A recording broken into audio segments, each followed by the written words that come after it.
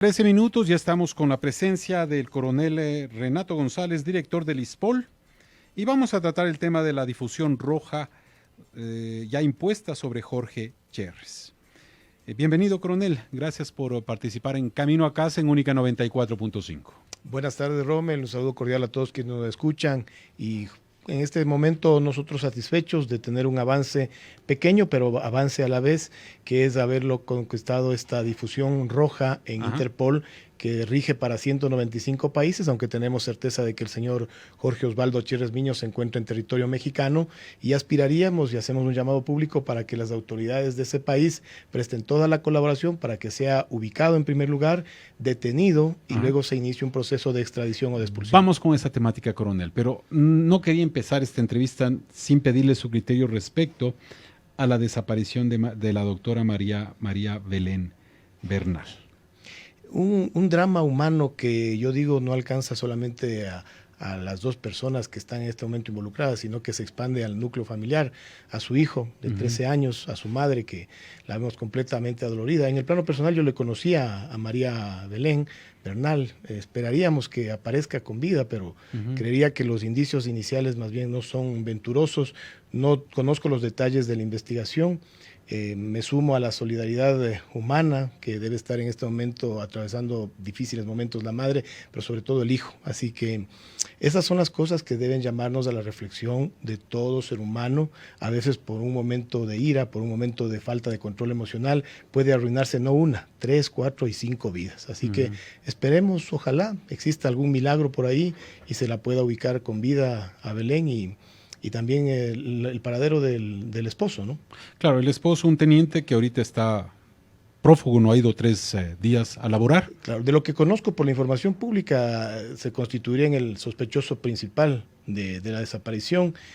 Por eso le digo, no podemos prejuzgar porque no tenemos mayor conocimiento de causa, pero han aparecido indicios de, creo que hoy le encontraron en la escuela, encontraron el celular y la cartera de Belén. La cartera y la chancleta. Sí, exactamente. Entonces, se van sumando indicios que no son nada alentadores, que Dios quiera, ojalá nos permita tener ese milagro de que aparezca con vida Belén y que esto pueda, en cierta manera, resolverse de una buena forma. Última pregunta en este caso, coronel. Yo sé que está enterado de muchas cosas. Sin embargo, estas situaciones en redes sociales critican y se trata de ya culpar a toda la Policía Nacional. Esto puede pasar si es que termina en una tragedia, desde luego. Todos esperamos que no, pero puede pasar en cualquier sitio y depende en qué circunstancias se dio algún tipo de hecho de sangre. Eso, mire, lo que usted justamente lo cita, Rommel, me parece lo más perverso. O sea, que exista personas que quieran esto utilizarle primero con fines políticos, luego con fines de generalización. O sea, mañana, porque hay un caso similar en una escuela, ¿qué vamos a culpar a todos los docentes?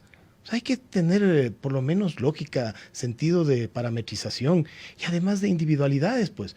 Este es un drama humano que yo digo debería preocupar a la sociedad ecuatoriana el futuro, el estado emocional inclusive del hijo de Belén, que tiene 13 años. Pero no puede ser prostituido, no podemos ser tan bajos, no podemos ser tan inhumanos de que empecemos, en primer lugar, a creernos todos una serie de opinólogos en las redes sociales y parecen, no sé, salidos de CSI, porque cada uno es más criminalístico que el otro y cada uno da más soluciones y cada uno sabe a quién más señalar y quieren señalar inclusive a personalidades y altas autoridades por cuestiones que suceden en cualquier parte. O sea, esto puede darse en cualquier territorio, pero claro, se da la particularidad del contexto de la Escuela Superior de Policía, que para nosotros es algo muy importante porque es el alma mater institucional, pero no podemos asociar eso al lugar donde se da para intentar agredir a una institución. Ya basta, ya déjense de estar fastidiando a las fuerzas policiales. Somos los únicos que damos la cara y que tratamos de poner orden en este país y existen una serie de majaderos que aprovechan la menor oportunidad para empezar a atacar. ¿En qué vamos a parar si no existe el respeto a las autoridades? Ya basta. Coronel, y en este ámbito ha dado un mensaje muy claro y al final hay que esperar las investigaciones. Sí, esperemos, por como le digo, yo en el plano personal conozco a Belén, aspiro, o sea, le ruego a Dios inclusive que ojalá aparezca con vida, que solo esto sea una pesadilla, un mal sueño. Creo que soy realista, también sé que las posibilidades son escasas, pero no, me aferro todavía a la esperanza, ¿no? Pero lo que yo no puedo hacer y nunca van a ver de alguien que tenga algo de humanidad es empezar a utilizar esto, empezar a opinar en las redes sociales con cualquier intención y prostituir y no respetar el dolor que está viviendo la madre de Belén y sobre todo el hijo de Belén. Perfecto, listo. Le agradecemos por ese comentario, coronel. Ahora sí vamos a la temática para que lo citamos, para analizarlo. Ahora, con la difusión roja ya establecida en contra de Jorge Cherres, quien manipuló, y corríjame las cifras si es tan amable, directamente, 900 y pico de millones, pero él a través de operaciones swap, 327 millones. ¿Qué implica la difusión roja? A ver, en primer lugar, justamente clarifiquemos las cifras. El atraco en el ISPOL está catalogado cercano a los 950 millones de dólares, de los cuales casi 700 millones de dólares fueron con las empresas del señor Cherres, IFCOR Investment, Ecuador High Yield Bond Funding e Institutional Custody Service. Estos 700 millones de dólares se dividen en tres montos. La mal llamada operación swap por 327.3 millones de dólares, los bonos compactos de recompra por 216 millones de dólares y casi 162 millones de dólares en la supuesta compra de bonos de deuda externa.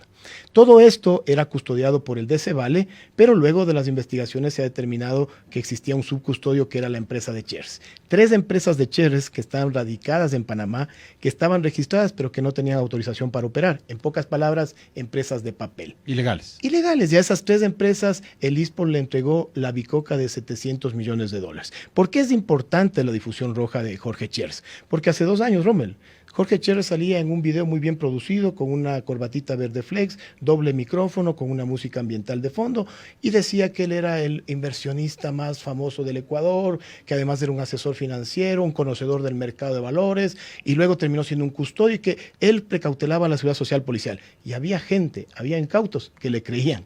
En desmedro de autoridades de gobierno, como en su tiempo la doctora María Paula Romo, que era la denunciante pública, la ministra de gobierno de ese entonces. Bueno, el tiempo ha pasado. Y 24 meses, 26 meses después, la justicia va poniendo las cosas en orden y el señor ya tiene difusión roja. ¿Qué implica esto? En la práctica, que va a dejar de moverse liberadamente como lo hacía entre Guatemala. Moverse libremente. Claro, él se movía entre Islas Caimán, Guatemala, Costa Rica, el propio México. Ahora ya está en México. ¿Nacionalizado?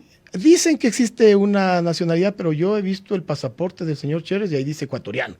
Pero no descartaría que tenga una doble nacionalidad. Por eso es que es importante que el momento que sea ubicado empieza a operar la legislación de cada país y ahí nosotros tendremos que hacer las gestiones, me refiero a nosotros como ISPOL, como víctima, para que se dé o bien un proceso de expulsión o bien un proceso de extradición. Si me preguntan en el plano personal, Rommel, también Cherres es prófugo de la justicia norteamericana y yo preferiría que vaya primero a Estados Unidos, que lo investiguen, que lo sentencien y luego nos lo manden acá para continuar con el proceso. Yo le iba a decir, esperemos la consulta popular, pues, coronel.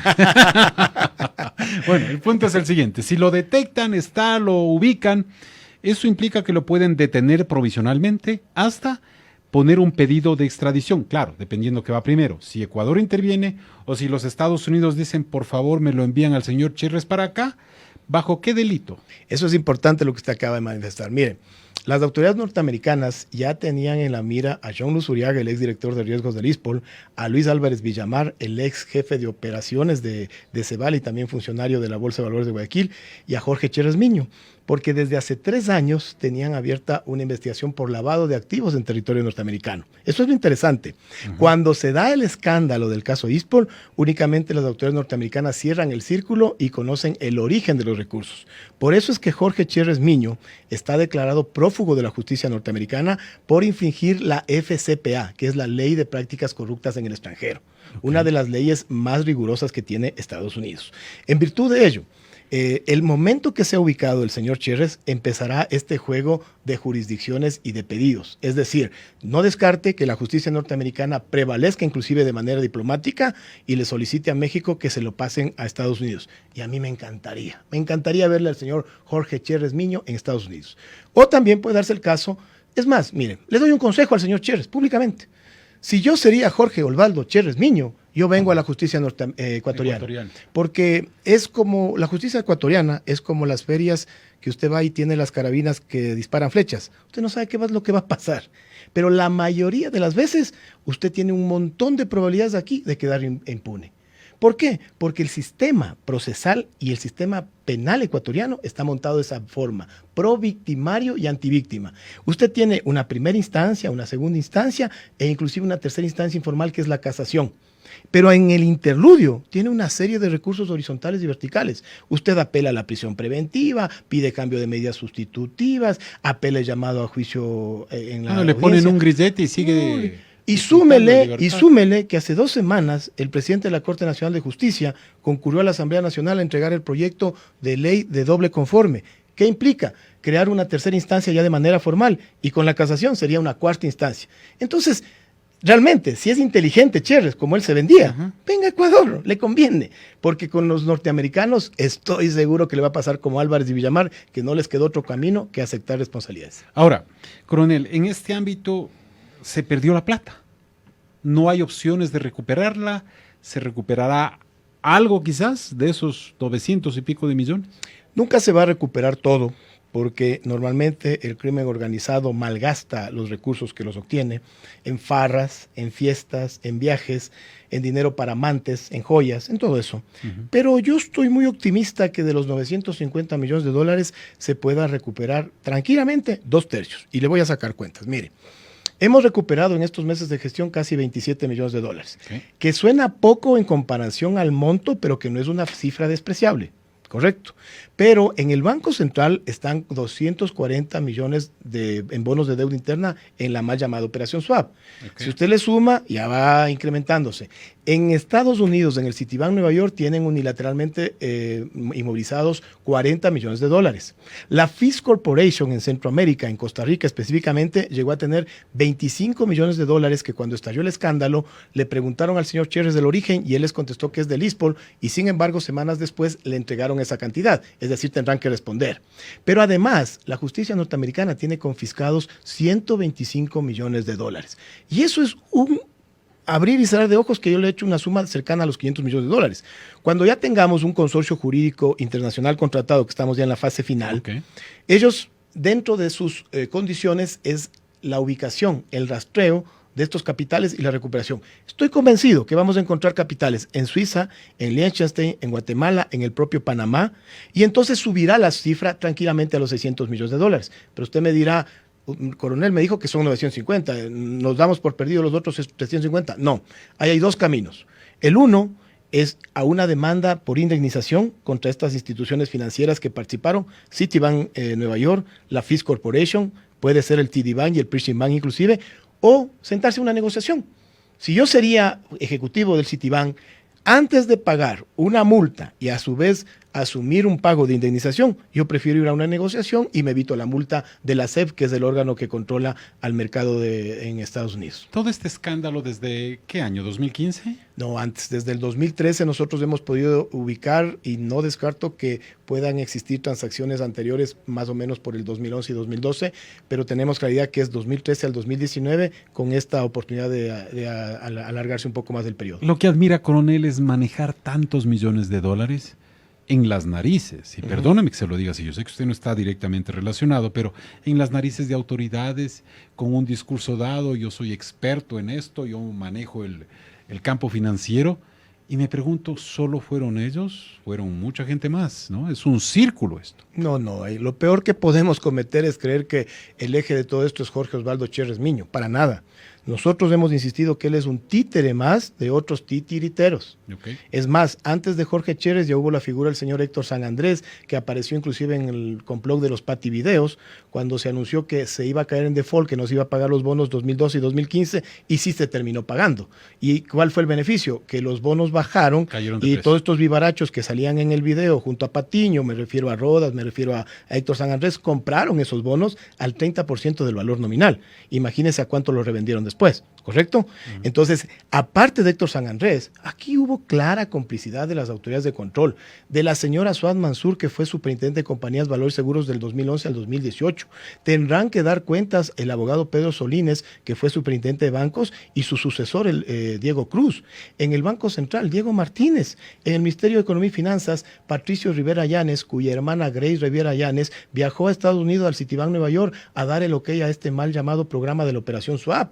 Súmele usted la participación del exministro del Interior, José Serrano, pero me dirán, ¿qué tiene que ver Serrano con el ISPOL? Tiene mucho que ver, pues, porque el Consejo Superior, como se llamaba en ese tiempo, del ISPOL, lo presidía el comandante general, pero lo integraba el director de personal, había delegados del personal en servicio activo, de oficiales y de clases, y el subsecretario de policía. Me pregunto, ¿quién nombraba al comandante general? ¿Quién nombraba al director de personal? La cosa no queda así, pues. Ya tenemos, ya lo han visto públicamente la Asistencia Penal Internacional cuando hay mensajes de Jorge Cherres a John Luz Uriaga, que ante un pedido de información de la Super de Bancos por la operación SWAP le dice, entrégale esto, esto y esto y ya cabréate porque yo tengo línea directa con el ministro de Interior. ¿Quién era el ministro de Interior? José Serrano Salgado. Me dirán, pero coronel, usted está hilando muy fino. Bueno, en la asistencia penal también existieron transferencias por $327,000 a la señora María Paula Christiansen, ex directora administrativa del Ministerio Interior en el periodo de José Serrano Salgado. Bueno, ahora es la tercera esposa de José Serrano Salgado y viven muy cómodamente en Miami. Entonces, blanco es y la gallina lo pone. Ahora, ¿qué acciones legales? Hay una serie de investigaciones en el país, casi 20 procesos, algunos ya han pasado la... Me refiero a todos los nombres que acaba de dar, coronel. Ah, claro, ahí viene una diferencia, Rommel. Mire, una cosa es la verdad histórica, la que yo le puedo narrar, la que yo le respondo y le sustento hasta con documentos y cifras, y otra cosa es la verdad procesal, es decir, lo que está dentro del proceso investigativo y que es finalmente lo que un fiscal puede presentarlo ante un juez y ante un tribunal. Esa diferencia siempre a veces es muy larga, otras veces es muy corta, pero existe la diferencia. Por eso es importante la difusión roja de Cherres, porque si llegamos al eslabón Cherres, puede abrirse un abanico de otras a cantar, relaciones. diría yo, ¿no? Exactamente, como Gardel. Bueno, esa sería una cosa. Y la embajada americana ya tiene esto, porque le digo una cosa, empiezan a retirar visas y todos se ponen nerviosos. Lo que pasa es que los norteamericanos son muy prácticos. Ellos tienen su información de inteligencia y su información judicial. Y muchas de las decisiones políticas y diplomáticas de los norteamericanos no se basan en información judicial, sino en la información de inteligencia. En virtud de eso, usted sabe, lo que ahora se denomina el cartel de los tetones ya están sin visa, porque ellos saben a qué se dedican, pues, ¿no? Y en ese sentido, yo tengo que reconocer el rol fundamental del embajador Michael Fitzpatrick, que más que un norteamericano, a mi modo de ver, ha sido un ecuatoriano más. Se ha sumado a esta lucha contra la corrupción, nos ha dado un apoyo frontal y hace poco que coincidimos en una ceremonia nos ratificó que independientemente que el periodo de él está por terminar, nos va a seguir colaborando desde la instancia en que él se encuentre, porque sabe que lo que le pasó al ISPOL es un mega atraco ocasionado por las élites políticas y económicas de este país y un claro ejemplo de lo que hemos manifestado: crimen organizado, político, económico, transnacional. Bueno, es raro, ¿no? Porque antes se manos limpias y a la verdad millones de dólares de por medio. Es que los que se manifestaban con ese refrán y que hablaban de que les roben todo menos la esperanza, lo que nos hemos dado cuenta es que se robaban todo, hasta la esperanza. Bueno, ahí está, palabras del coronel Renato González, director de la ISPOL, y el tema de la difusión roja de Jorge Cherres en este robo, lo digo, ¿no? A la ISPOL. Sí, es un robo de frente, o sea, hubo la colusión de los directivos del ISPOL, de los directores generales, el de riesgos, el secretario jurídico, el jefe de inversiones, con toda esta estructura externa, los organismos de control y también los entes financieros. Usted no puede decirme que un Ministerio de Economía y Finanzas no se entera que $327 millones en bonos de deuda interna, que era el titular del ISPOL, de la noche a la mañana pasaron a Napscunco, que es una filial del Citibank. Pero peor aún, o sea, esto es de Ripley, ¿no? En el Banco Central, esa operación del 8 de enero del 2016 está registrada de manera manual. Y la explicación es que ese día se les fue el sistema. Por Dios. Bueno, ahí están las palabras. Gracias por haber participado en Camino a Casa en Única 94.5, coronel. Muchas gracias, un saludo cordial a todos quienes nos escuchan y bendiciones. Perfecto, dice.